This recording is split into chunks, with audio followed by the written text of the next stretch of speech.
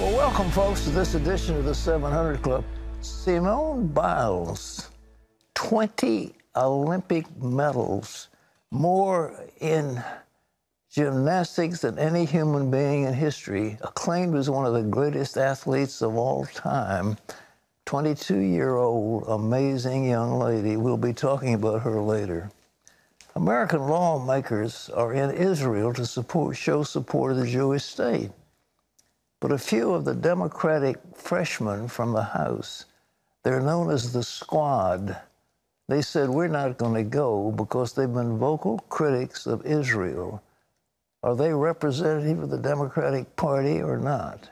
Well, one U.S. leader told Chris Mitchell the trips to Israel are helping legislators understand the challenges that Israel faces. Watch this.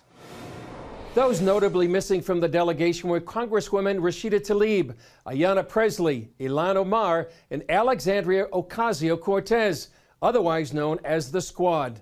All have been outspoken against Israel. Tlaib recently took to the House floor and compared a boycott on Israel to a boycott on Nazi Germany. So I can't stand by and watch this attack on our freedom of speech and the right to boycott the racist policies of the government and the state of Israel. Americans boycotted Nazi Germany in response to dehumanization, imprisonment, and genocide of Jewish people. Because of recent comments by Tlaib and Omar, it appears the U.S. State Department revised its definition of anti-Semitism that now includes drawing comparisons of contemporary Israeli policy to that of the Nazis. House Majority Leader Steny Hoyer and Minority Leader Kevin McCarthy led the 41 Democratic and 31 Republican freshman representatives. They agreed if the Squad came with an open mind, they'd learn more about Israel. If they do that, I think they will have a better understanding and better support for the interests of both the Israelis and the Palestinian people. Anyone that comes with open ears, open eyes, and an open mind will walk away and have an understanding, just as all these members do, that this bond is unbreakable. Despite their differences, the two leaders agree that on the whole, the two parties stand together on their support for Israel and the need to understand the challenges faced by the Jewish state. 72 members of Congress united in strong and unwavering support for the state of Israel, its success, its sovereignty, and its security. CBN News sat down for an exclusive one-on-one with Minority Leader McCarthy. Several years ago, he started bringing Democratic and Republican members together in Israel. I wanted to have some overlapping because I don't want the debate about Israel to be partisan. And it seems so many times what's happening, especially in this new Democratic Party, it's becoming divided within the own Democratic Party. And so that's why this is a very good time that we come together, because we have no greater ally, no stronger bond than America with Israel. But unfortunately, this new Democratic Party has been making that a real challenge. Chris Mitchell, CBN News, Jerusalem. Well, in other news, angry Muslims attacked Jews seeking to pray on the Temple Mount on Sunday. It's escalated into a fierce clash between Palestinians and Israeli police. John Jessup has more on that. Pat, Israeli forces fought with Muslim worshippers on the Temple Mount Sunday. 14 Palestinians and 4 Israeli police were wounded. Police shot tear gas and stun grenades in the worst confrontation in months. Tens of thousands of Muslims were there to observe a Muslim holy day, along with 1,700 Jewish worshippers who came for a day of fasting and mourning to remember the destruction of the biblical temples that once stood on the site. Police at first denied Jews entrance, but then decided to escort them onto the mount. That's when Muslims began protesting, throwing chairs and objects. Well, Hong Kong International Airport canceled all of its flights after thousands of protesters crowded the airport early Monday. Only a few flights were allowed to use the runway at the airport. The rest of the flights were canceled, leaving travelers stranded. Hong Kong International Airport said the nearly 5,000 demonstrators seriously disrupted airport operations. Hong Kong has experienced more than 2 months of mass protests calling for democratic reforms. Cabinet officials in Beijing say the situation is beginning to show sprouts of terrorism. Well, there are more questions than answers following the death of billionaire Jeffrey Epstein, who is facing sex trafficking charges. He was found hanging in his New York jail cell Saturday. Epstein was on suicide watch just weeks ago, but was left alone in his cell. Now the Department of Justice wants to know why. Attorney General Bill Barr said Epstein's death raises serious questions that must be answered. His death follows the release of 2,000 court documents implicating some powerful people. Meanwhile, his victims are left disappointed. I really wanted him to take up for what he did and to be put in jail or prison and have to sit there and think about what it is he exactly did to so many people. Federal prosecutors assure the victims the investigation will go on. Well, the Iowa caucuses are 7 months away, but Democratic presidential candidates are already stumping the state.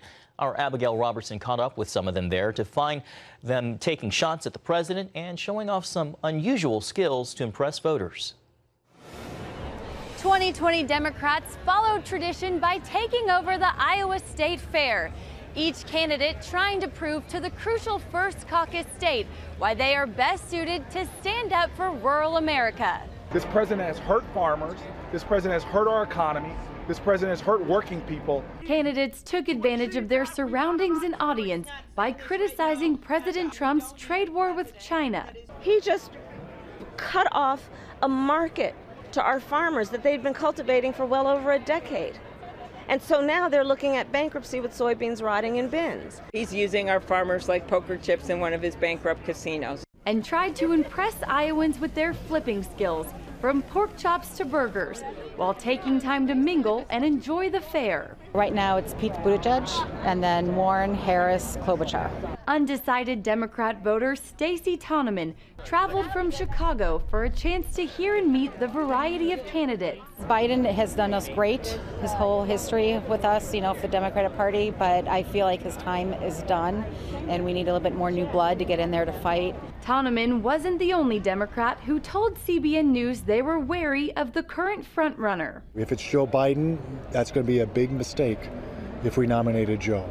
Also making their presence felt here, strong supporters of President Trump. I support him, obviously, because he doesn't care what anybody thinks. Cattle farmer John Gehring says that while farmers are at times feeling the pinch right now, he believes what the president is doing is right. They're willing to wait because they know that short-term pain is going to be long-term gain. But others are skeptical. If something isn't done, people are going to want some sort of change. Iowa helped send President Barack Obama to the White House twice. Then in 2016, President Trump won the state by the largest margin of any Republican since Ronald Reagan in 1980. The question remains, might the ongoing China trade war cost him farm votes in the general election?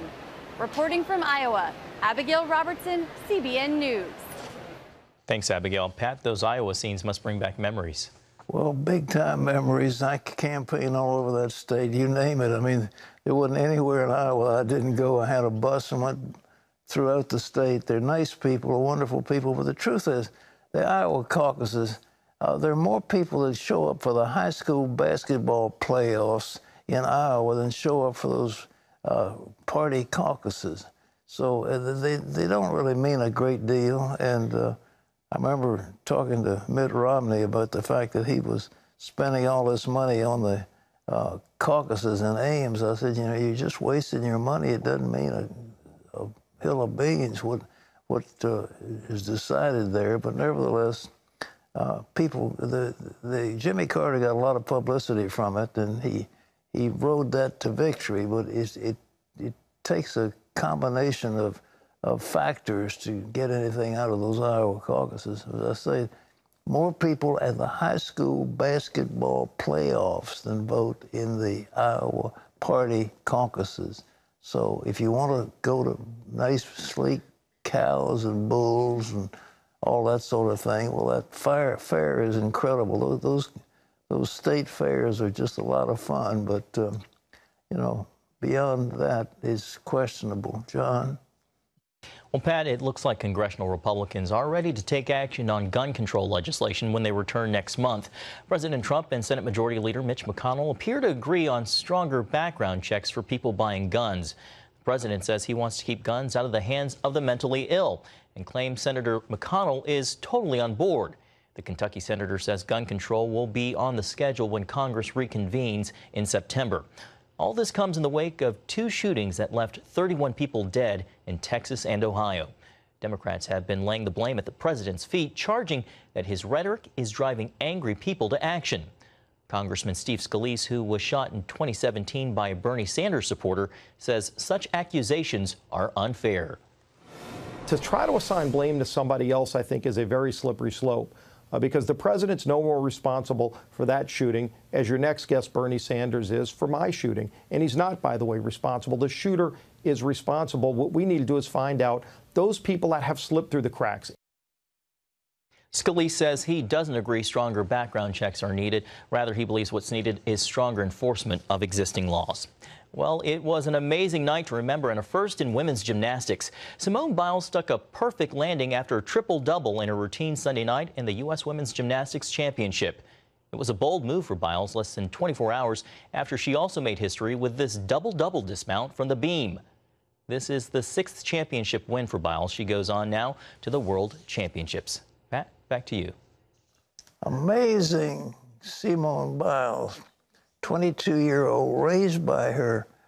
She had an alcoholic father who abandoned him, and I think it was her father's mother who took him in. And boy, oh boy, there's no athlete. They compare her to Michael Jordan. They compare her to Michael Phelps. She's one of the great athletes of all time. Fun to watch. Oh, my goodness. Makes you hold your breath, doesn't it? Well, I mean, she gets so high, she does a double, triple. Nobody's ever done that before. She has moves. So anyhow, our salute to Simone Biles.